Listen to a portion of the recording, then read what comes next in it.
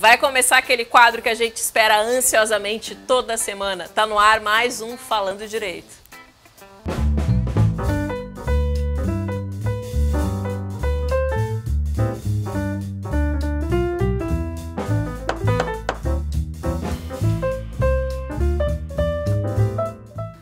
Uma satisfação estar aqui novamente com vocês no nosso quadro Falando Direito.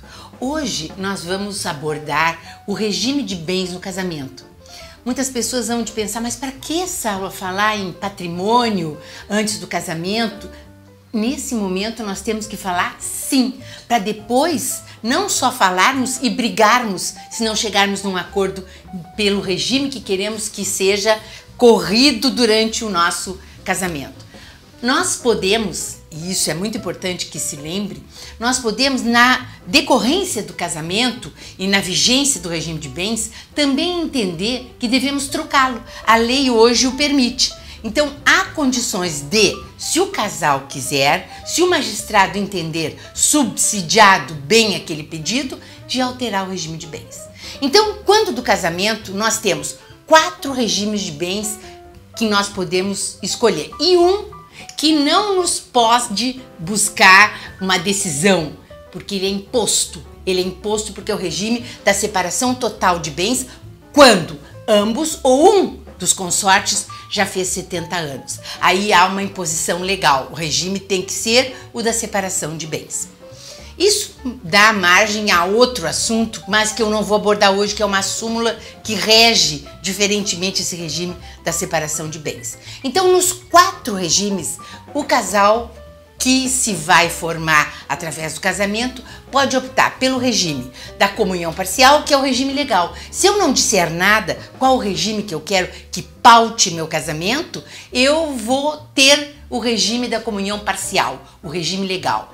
Também pode ser o regime da comunhão universal, que hoje não é buscado como o era antigamente. O regime da separação total de bens e o regime da participação final dos aquestos. Um regime novo, que não existia no nosso Código Civil e hoje existe.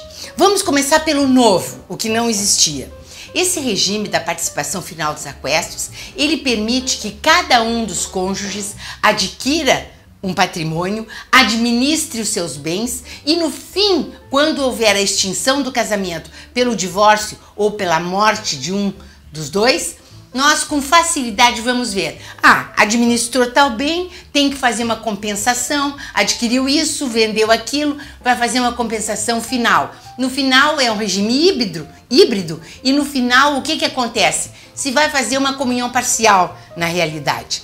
Então vejam vocês, ainda há uma disposição no regime da participação final dos aquestos que diz o seguinte, que se houver na hora da feitura do pacto antinupcial uma opção por oportunizar que cada um separadamente compre e venda seus bens, isso é possível através do pacto. Então, o pacto é um instrumento legal que vai oportunizar que eu escolha um regime de bens para o meu casamento. O outro regime da comunhão parcial, que eu disse é o legal também, o casal vai dividir o patrimônio adquirido durante o casamento. Adquirido no nome de um ou no nome do outro.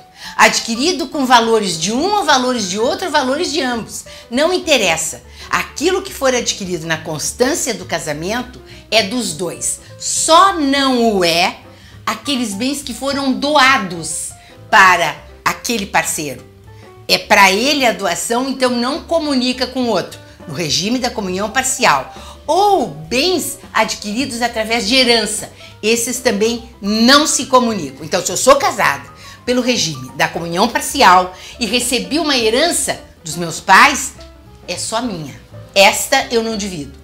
Ou se alguém fez uma doação para mim, uma tia que não tem herdeiros e que de repente faz uma doação antes da morte, esse bem também não vai ser dividido. Então nós temos agora faltando o regime da separação total.